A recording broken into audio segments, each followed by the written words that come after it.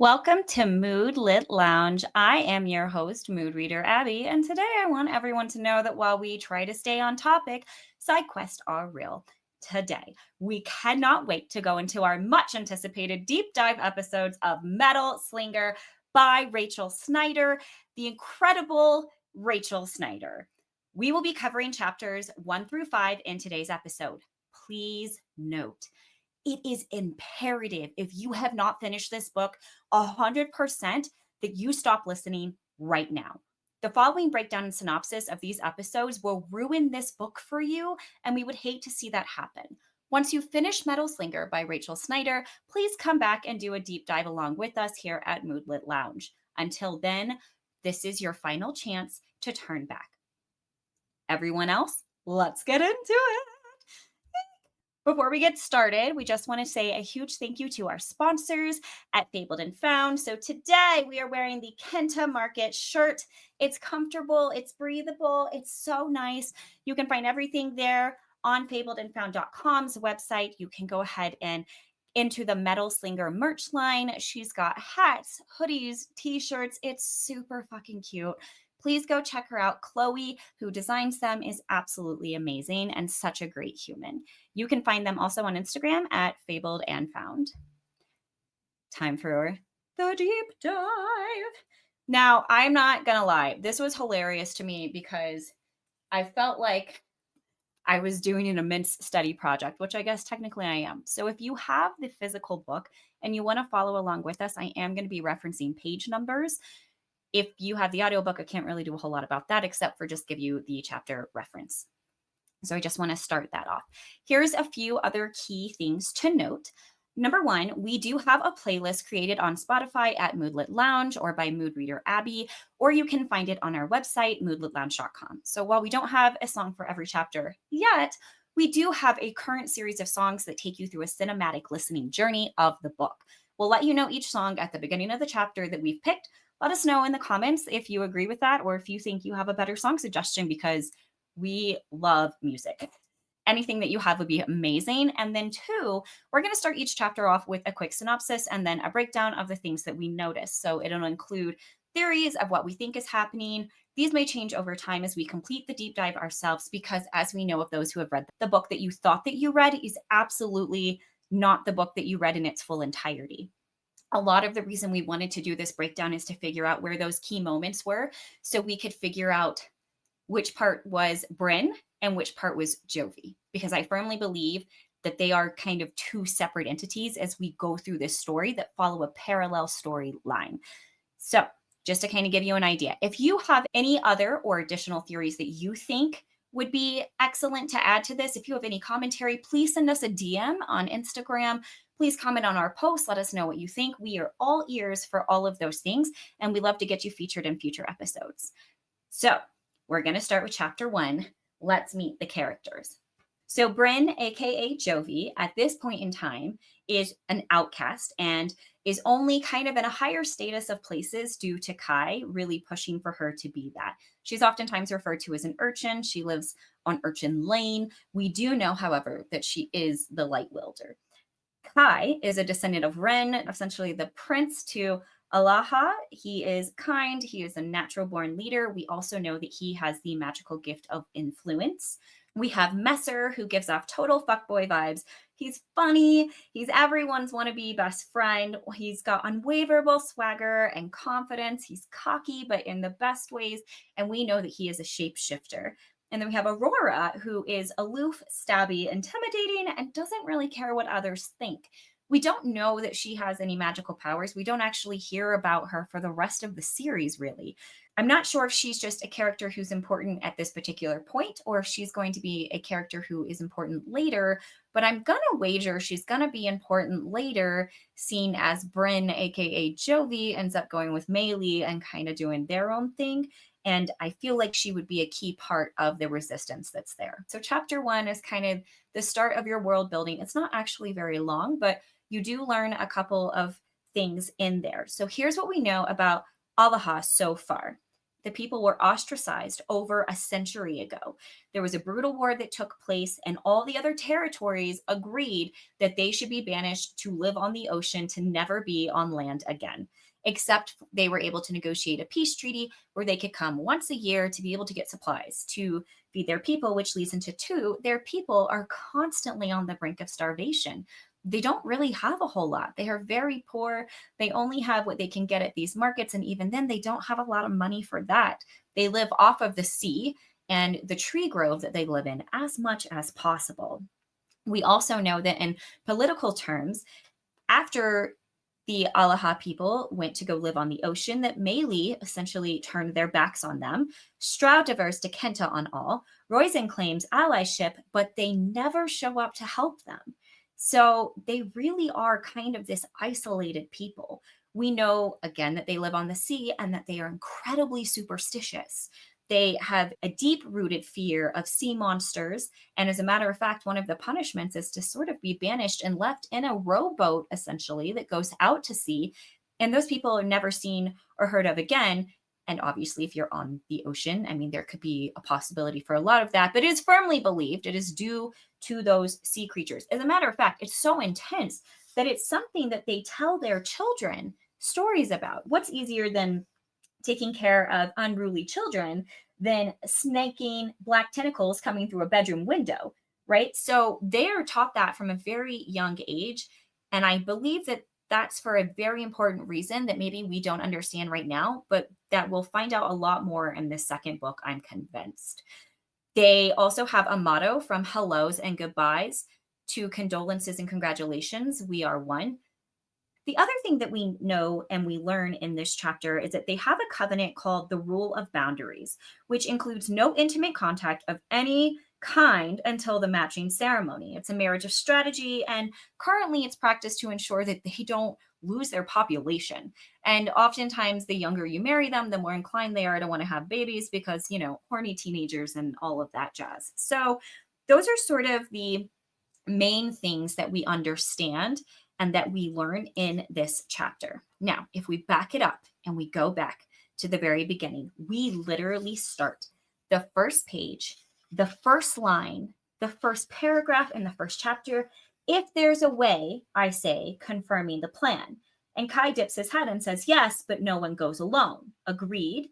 And Messer's making a joke, oh, are you afraid we're going to have the fun without you? And Kai's like, I need you to be serious for 10 minutes. And Messer says, we all go or none of us go. And that's so important because that's mentioned again whenever they end up finding Messer in the tent after they arrive back onto Kenta grounds later in the book. It was, we all go or none of us go, we promised. And there was a rare glimpse of self-control in Messer's eyes, which makes me wonder, how many times are there glimpses of no self-control? And what does that essentially look like? And Kai also is very important to him to reiterate, we're only here to assess the situation. There'll be other chances, so don't go crazy. And today, however, could still be your only hope for us to do this scouting mission. We're not entirely sure what the scouting mission is for. We do know, however, that there is a priority to figure out how to get on to land. Because they're not allowed on land at all, they have to meet in the docked area or the boardwalk that goes out into the middle. Man, listen, if I said that wrong, y'all forgive me, okay? But they're only allowed to meet on this dock. They're not allowed to touch the land whatsoever. So, the first objective, again, don't do anything hasty, assess it. Today could very well be our only hope. What's also interesting is as they're looking, right, because around this dock is this giant smooth stone wall. And I didn't think about it before when I first read it because why would I? But it says the split in the stone cliff, it's like a giant used an axe to cleave the land right down the middle. Now, I'm curious if that was the light wielder and the previous wars that took place, because that would make sense to me. But seeing as we don't know a whole lot about the previous wars, where they took place, all of those sorts of things in this particular book, that's just speculation. But I have a very firm suspicion that that is, because I don't think that detail would have been mentioned otherwise. So they've been planning this for quite some time. We also understand that Kai waited a year for Brynn and Messer to graduate to be able to come on this trip. So it also begs the question, how long have they been planning this resistance? And we don't really know, but I would say minimally at least that year, if nothing else. Okay. So they're about to get off the boat, and Brynn is panicking and has a mixture of excitement in her veins, right? I've never seen land before. This is really exciting. Also, please don't let us fuck up this mission that we have for the resistance. So they get off the boat, and one of the things that they notice first about the Kenta soldiers is that they are covered in metal. Knowing that Acre is the Metal Slinger, this makes so much more sense than it did initially. Some of the guards have masks that are fully covered, and they just have some slits in the eyes. They also have knives, swords, armors, and helmets, and all of the jazz. And that's because we know Acre is known as a soldier of chaos.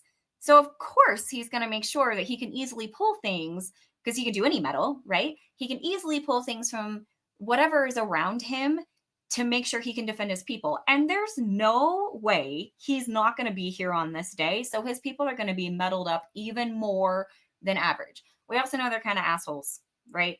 So they try to say hello, and they're really basically snubbed as they go in. The other thing I think is really interesting as we go through here is the women's clothing of Kenta is mentioned several times, over 5 times.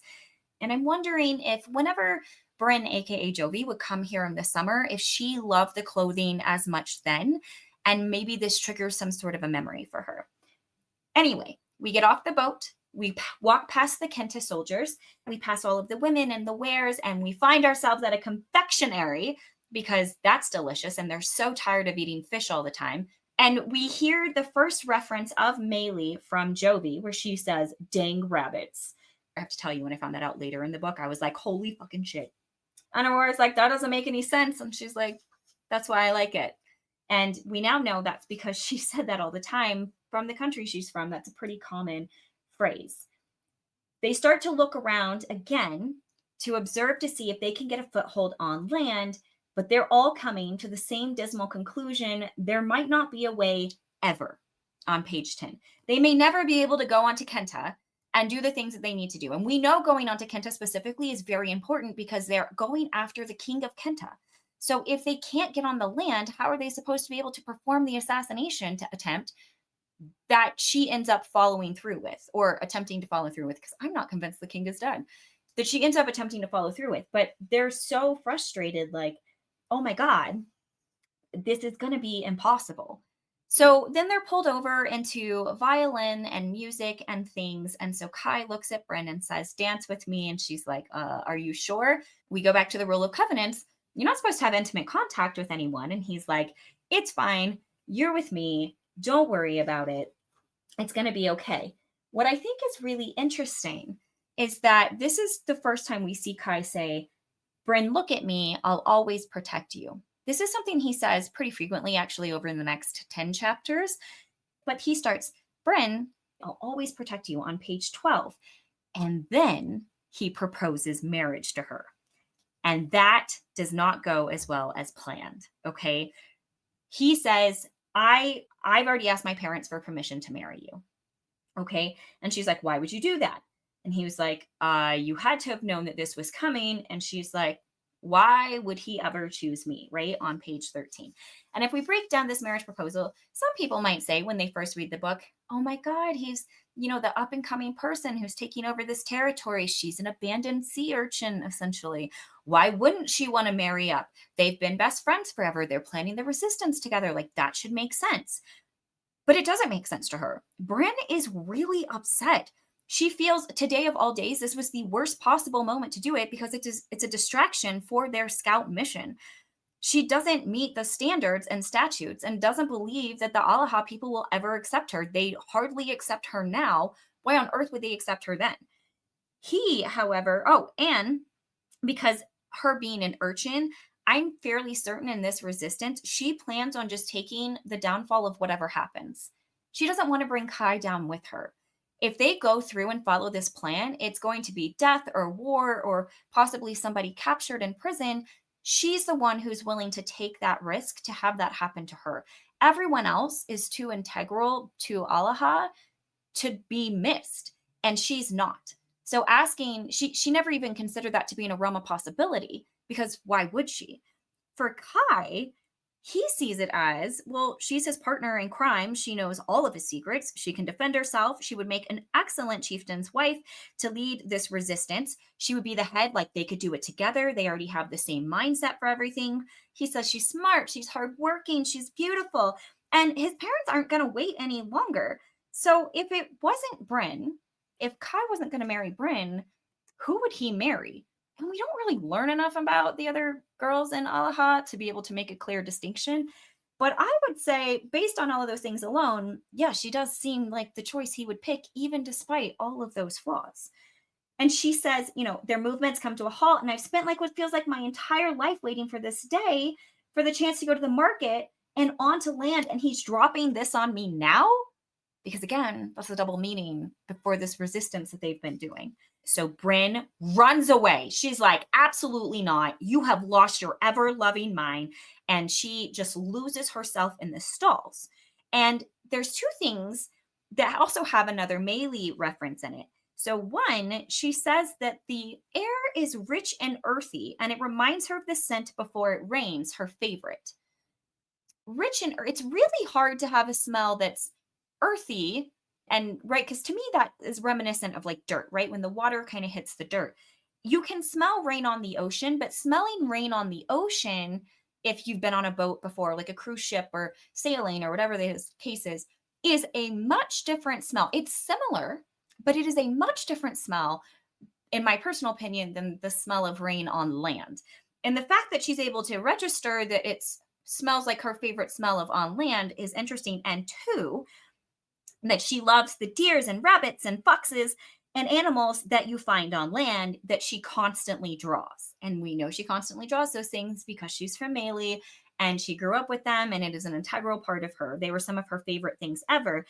She must have learned about them in school. Obviously, there's a schoolhouse for all of the children, and that's how she knows how to identify exactly what they are. But since she was kidnapped at the age of 6 or 7, she would already know. An average 6 or 7-year-old can already identify those animals and what they're like. She may not fully remember why, but she definitely, at least, I would say, knows that.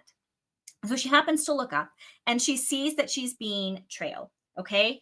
And we know she's being trailed because Acre feels the dagger vibrating as she passes him by. He would not have given her a single other spare glance whatsoever. But she passes, the dagger's like, oh my God, that's my owner. He's so stunned. He literally cannot believe it. So he follows her, ergo the dagger, to see if it's true.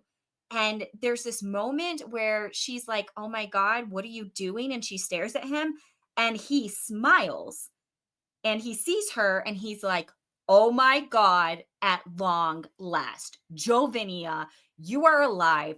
This is incredible. And she's like, you're fucking creepy and psycho. Because she doesn't know any different in that moment.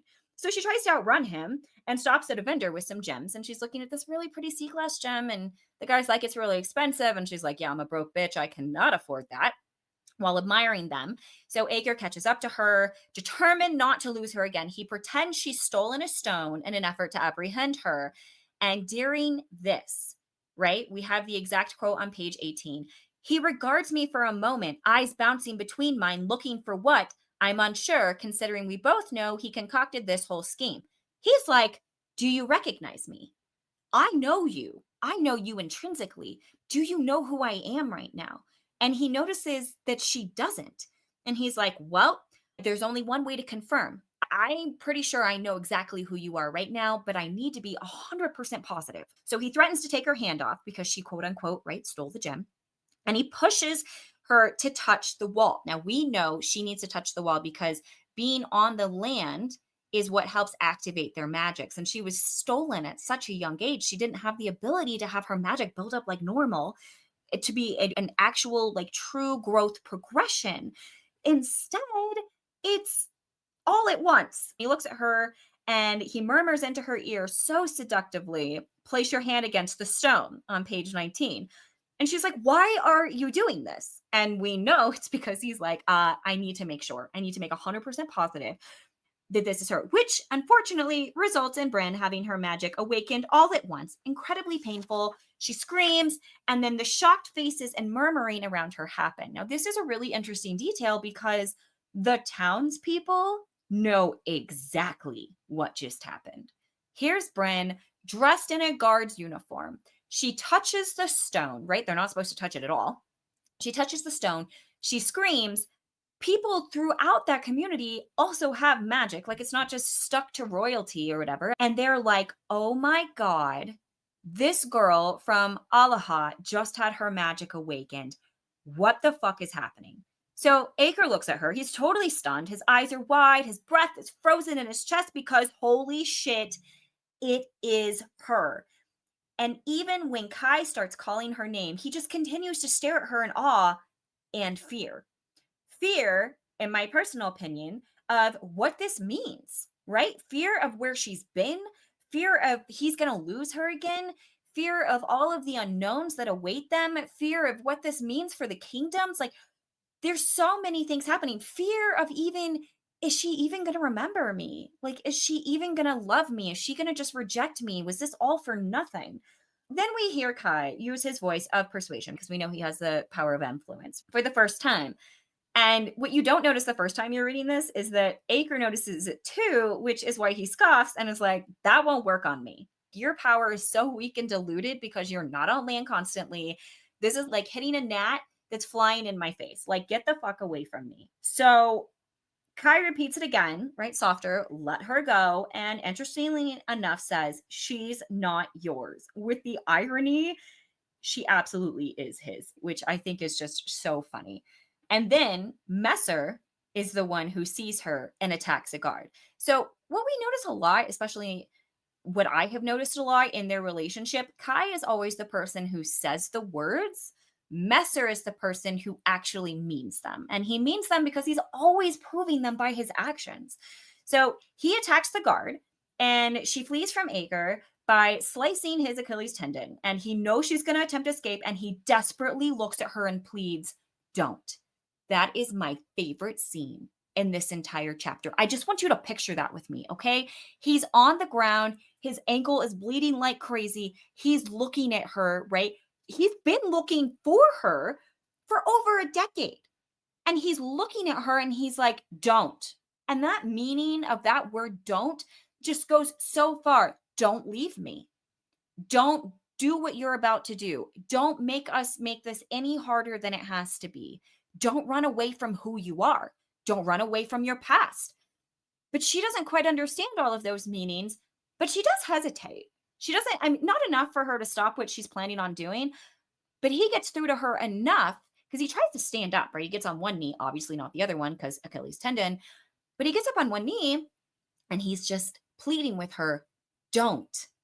And I know when I read this, that scene, and I'm a movie mind person, that stuck with me immensely. And we know it sticks with Brynn because she ends up being obsessed and draws it later in chapter 5. So she hesitates, but she flees anyway, and he demands his soldiers to stop her. And so once again, Messer saves her.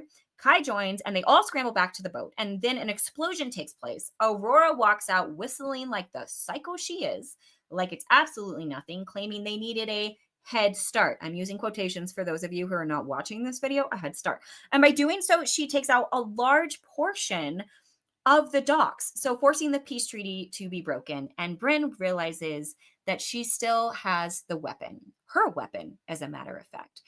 And I know she originally took it for a form of self-defense, but I also am going to argue that the weapon called to her, for sure.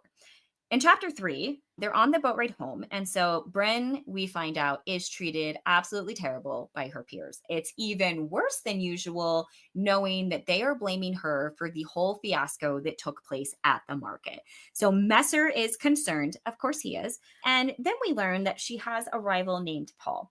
We never hear about Paul really ever again, okay? But in this moment, Paul is awful and we hate him. And he's constantly making her life hell. He's put a rat in her hammock. He's dumped her food on her, made her smell like fish for weeks. He tied her boots to the ship mast. But none of these things get punished. So it's kind of that I had to wonder if Gamble, the person who's in charge of essentially all of the recruits and the training, at first I thought maybe he doesn't do anything because he wants to see her stand up for herself. But I don't actually think that that's true. I think, like everyone else, he has a very lowered opinion of her, and she's just an urchin. So, what the hell is the point? And anytime she tries to defend herself, even if he knows, like, even if Gamble knows that she is not lying, he accuses her of lying anyway. And she's the one who always gets an additional punishment. And it's just so frustrating. We feel for her immensely. And then she feels an immense need to draw this blade that she took. We know it's because it's connected to her. Magically, she created it with her father. It's a whole situation. So she tries to sketch it because it's calling to her. It will not leave her unknown. And she acknowledges in this that it's probably more for sentimental value than functionality. We know for her specifically, it's because it is of sentimental value. She made that dagger with her father. So she's also confused by Acre's motives, and she says, "Oh, well, it must be me because he was looking for an easy target." When in, again, reality, we know that's not true. So she's still avoiding the entire marriage proposal situation to Kai, but they do come to a temporary truce, and he again says, "I'll always protect you." And then they fall asleep holding hands, only to be awoken by Messer, actually, again, doing the protecting by getting revenge on Paul.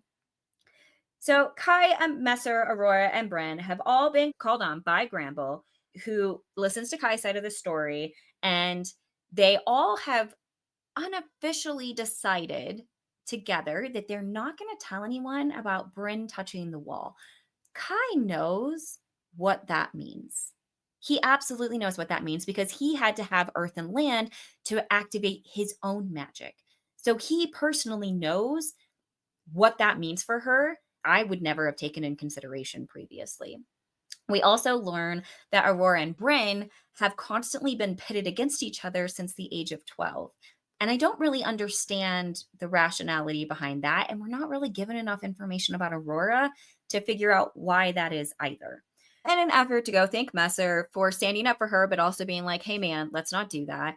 After the fuckboy, he of course doesn't care about the Covenant of Rules and is absolutely distracted by Gramble's daughter, Maisie. So she accidentally walks in, they talk, it reveals that Aurora is upset with Messer because they have differing opinions on this resistance, right? How it should be carried out, the timing to make a move, etc. She feels it's time to take a stand against Kenta. But Messer is frustrated that she made a move that pushed their entire timeline up. Like they were not ready. This was supposed to be a scouting mission. They have no idea how they're going to get onto Kenta land. There's no way to go past that dock, not with that giant ass stone wall there. So, why did she feel the need to move up the timeline? I don't think she did it as a set of distraction, but definitely to do that. And Messer, in my personal opinion, kind of confirms it in that conversation. The other thing, she's like, "Oh, how did you get those roaches there?" And we know that Messer's a shapeshifter. So he's just like, I have my ways. And at the end of that chapter, she says, "Don't do it again." He knows what I mean, but smirks, no promises. Okay. And I feel, if she says he knows what I mean, that tells us as the reader that has more than one meaning. And I'm wondering, don't do it again. Like, don't be a fuckboy. Don't do it again.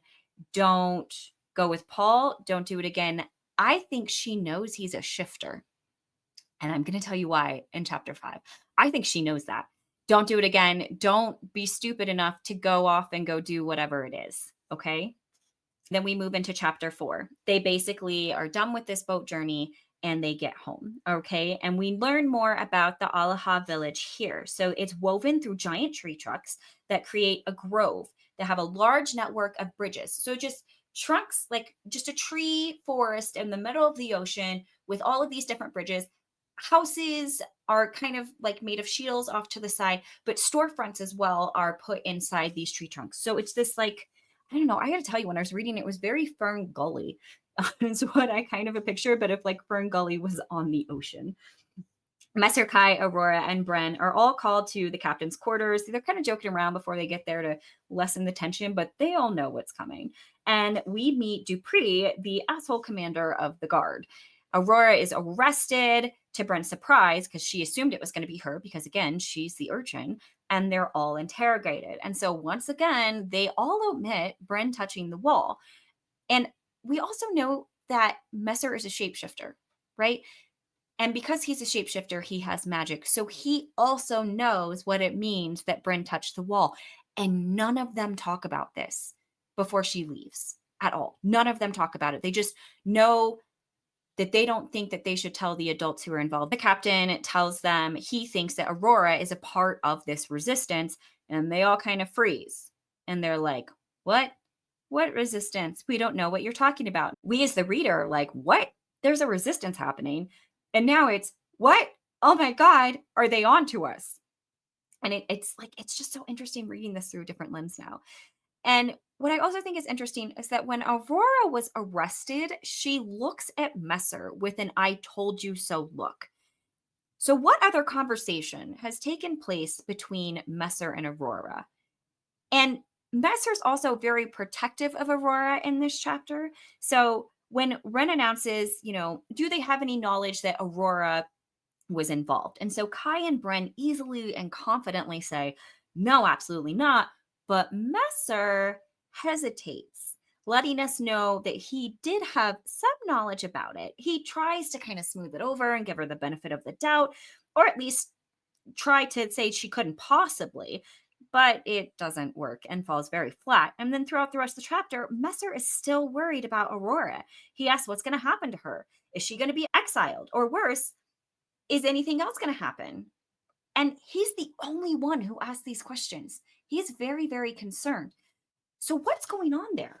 I think what's happening is that maybe the two of them started planning this resistance together, because I am convinced that Messer, one of my theories is that when Jovi was kidnapped, Messer was sent there to be with her. I think he is from Melee. I do not think that he is Aloha. Kai talks to his father also during this chapter that Brynn has not accepted his hand in marriage. And I think there are four big things that happen here. So, one, when Kai asked, because he says, I asked my parents for your hand in marriage, right? He says that in chapter 1. It must have only been his father, because his mom was shocked by this notion. She just is like, what the fuck is happening? 2, Messer also didn't know. So he kept it a secret from him, who is his ultimate best friend. Why would he do that?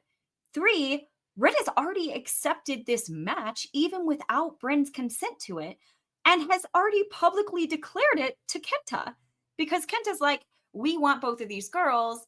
And Captain Wren's like, absolutely not. One of them is going to be married to my son and is the future of this clan. So what?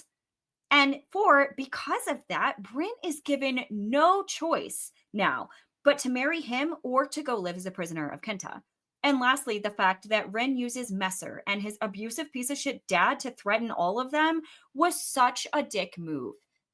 Oh my God, don't make me have to tell your father, you know what will happen. And he does it because he's in the book, it says, oh, well, Kai and Brynn will do anything to protect their friend. And he literally was like, if you run your mouth, I'm going to let your dad know that you got yourself into some trouble, and he's going to beat the shit out of you for me. And I just think technically, like, he's known about that this entire time. And that's the way that he plans to control people. And that was just unfathomable to me. Lastly, we head into chapter 5, where Brynn returns to her exceedingly tiny home. I know that I read it in the book, but I didn't exactly fully understand how tiny it was. She has a sink, a toilet, a shower, and a bed, and they all touch each other. So I'm like, in my mind, when I read it, I felt like she had more room in my brain when I read it the first time, okay? But in my mind, the second time, and it's a cylinder. So there's really not a whole lot of room. Like, she didn't have anything else in there. And then we meet Blue, aka Messer. And again, I have to wonder if she has some sort of an inkling about him to some extent, because she says on page 44, there's no way you missed me in that short amount of time. Her being gone at sea for 6 weeks, I wouldn't say is a short amount of time. Her just seeing him in Captain Wren's office and coming to her roof, I would say that's a short amount of time. So Messer Blue decides to stay until Kai shows up, and he leaves, in my personal opinion, because he is Messer, to give them some privacy to talk. So Kai comments on how he was waiting for his best friend to arrive at the celebration tonight.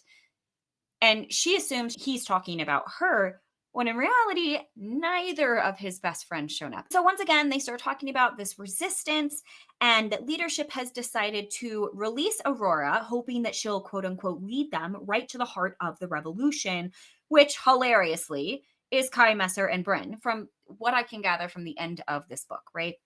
Brynn completely disagrees, but Kai says, I think it's risky, but can yield high rewards if we're careful. Meaning they can use her as a distraction while they plan the real resistance. And Brynn's like, absolutely not. She's a loose cannon, not trusting Aurora to be able to do that task. Because one, it begs the question of, would Aurora know that that's what she would be doing, being a decoy? And or two, would they feed her bad information on purpose to make her a decoy so she wouldn't know about it and couldn't do anything as reckless? But again, maybe that would be more reckless in the long run. Again, Brynn doesn't trust her with this task and instead tries to convince Kai to turn them in, right? So by them, I mean Brynn and Aurora. She doesn't want the Alaha people to starve. Right now, the way it stands is they're willing to allow them to meet at market in 2 years. In 2 years, there's not enough supplies that's going to be able to last the people through then.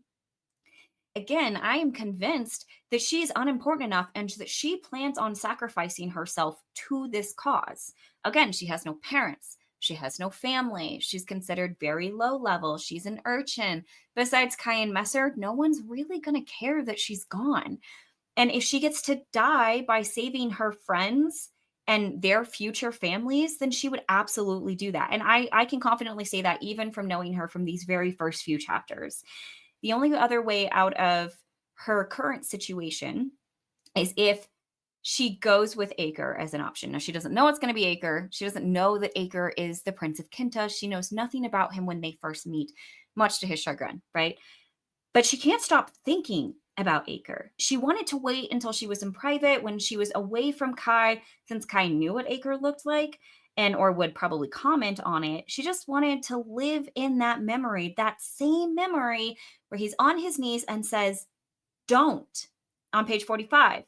And she also describes in chapter 5, that his eyes were dark and devious, and that he was helpless, angry, anguished, broody, and dangerous. And we're going to break that down for a minute. He was dark because he's a soldier of chaos and has a reputation of being such. He's devious because he's willing to decept whatever is necessary, especially on her behalf. He feels helpless because she's been missing for so long. And no matter what he tried, it did nothing to find her until that moment at the market. He's angry because he did finally find her, not only alive, but with Ryn's son of all people, who, in his personal opinion, is the arch nemesis of the kingdom, right? Ager has been told his entire life that Rynn is the one who has the power of influence. Rynn is the one who caused discord amongst the territories, when in reality, it was his father who did that, but he doesn't know that. So all he knows is she's here. His son clearly cares about her. She's in enemy territory. Her entire life is going to be ruined. So he's angry about that. He's angry that she's not with him. And he knows, and he has known from a very young age, that she is his match. So, of course, there's jealousy that goes in that. He's also angry at himself because he stopped looking for her. For years, he looked with a fruitless search. So he stopped looking for her. And then he's anguished. He has this all-encompassing sadness of what he lost and what they did when she was taken. All of the time that they've lost together. He's anguished at the fact that he's betrothed to another. He's betrothed to the Princess of Shoutout, right? The fact that he just caused her so much pain by awakening her magic like that. And the fact that she doesn't even know who she is. She doesn't even know who he is. She doesn't remember any of those things. I'm not fully convinced of that, but this is, in my personal opinion, how he feels. He's broody because the anxiety and dwelling and contemplation of all of those things combined. And he's dangerous because of the emotional roller coaster, along with the knowledge that she's still alive and his match means he will stop at absolutely nothing. And I mean nothing to get her back. And he proves that, right? He goes to Alaha. He's put in the brig. He's tortured. He is willing to die there instead of lie to her. Like he would have rather have done that. He goes into, the forbidden forest or the dark forest or whatever it is, knowing he may die and never come out because nobody's ever survived. And he does that for her. Like, he's so fucking dangerous. He's willing to just throw everything aside for her. So if we go back to the revolution, though, for, kind of like bouncing back and forth, right? He is in Kai, brings up this marriage proposal. And she says, marrying you wasn't a part of the plan. And he responds, the plan doesn't change. And then we have to ask ourselves again, is the plan in their eyes, did they in their youth and naivety only get as far as, let's just assassinate the king of Kenta and then we can negotiate terms to get back on land with Roizen's assistance? That's what I think the plan is. And then maybe, with the power of the Kenta king and his influence gone, then maybe we can actually have some real peace talks. And I, Kai, who also have the power of influence, can help encourage those peaceful talks. That's what I think the plan is. Okay. Now, what I also think is interesting is we learn in later chapters, especially at the end of the book, oh, he thinks you're using your power on me, right? He thinks that I don't have any knowledge of this, da da da da da. But when he goes in to kiss her, I'm not convinced that Kai is not using his powers on her. Even in chapter 1, if we go back to page 5, it says, squinting against the sunlight, I find Kai on the promenade. His eyes flit over the nearby Kenta and the boats, then toward me for a brief moment. He looks stunning. Now, originally I thought, oh my gosh, she has feelings for him. She has a crush on him. He looks stunning. Like, she's so done. But he looks at her. His eyes flit up at her. And then she immediately has the thought, he looks stunning. Remember, because she does not want to marry him. She does not. She's not interested in it. But when he goes in to kiss her, he absolutely uses his magic on her at the end of chapter 5, because she went from being fairly absolute to somehow persuaded. And we see this with a seed of happiness takes root in my chest. Marveling at the man before me, my future husband, I suppose I could get used to that label. This is different than all the ones before. The fact that she notices that this kiss is different than all the ones before, I'm going to state, is not because he's looking at her with a different type of intent. We know that they've stolen kisses and things throughout the years.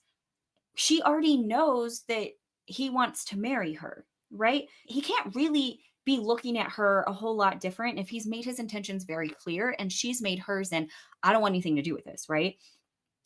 But she specifically says, this is different than all the ones before. There's purpose and intent in his eyes. And then after that, now a spark of desire cuts through her trepidation all the way through.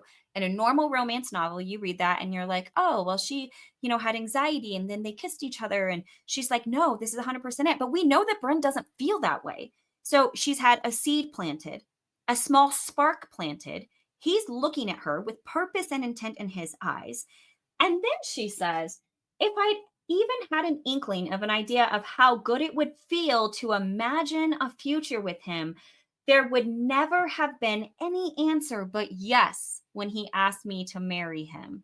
So she can feel how good it is. No, I'm not convinced, man. And I now know, and it's like an echo in my head as we kiss. Yes, yes, yes.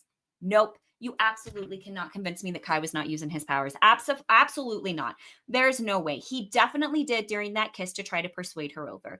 He definitely did in chapter 1 before he asked her to marry him to try to play up those feelings. She looks at him. He's stunning. She's, has these feelings for him, but she doesn't really talk about having these feelings for him. Not really. We know that she feels close to him. And we do know that later she says, I don't think what I felt for Kai was ever love, but I'm not convinced. I am fairly certain that he absolutely used his powers. So that's what we've got for chapters 1 through 5. It really is just kind of a breakdown, because when we head into chapter 6, that's when Acre ends up getting taken into the brig. And that's a whole nother series of I love those particular set of chapters. So if we go back to our Spotify playlist by Moodlit Lounge, that again you can find on our website, Moodlit Lounge. For chapter 1, we chose Sail by AOL Nation because, of course, they're coming in on the boat. We also chose to end that with Power Over Me by Dermot Kennedy. Then chapter 2, we have chosen Roundtable Rival by Lindsay Sterling as they kind of go through their whole skirmish. Chapter 3, we've picked Start a War by Clergy and Valerie Broussard. And for chapter 5, we've chosen Little Bit by Luckily. I can't wait for you guys to join us next week for the Metal Slinger Deep Dive by Rachel Schneider, chapters 6 through 10.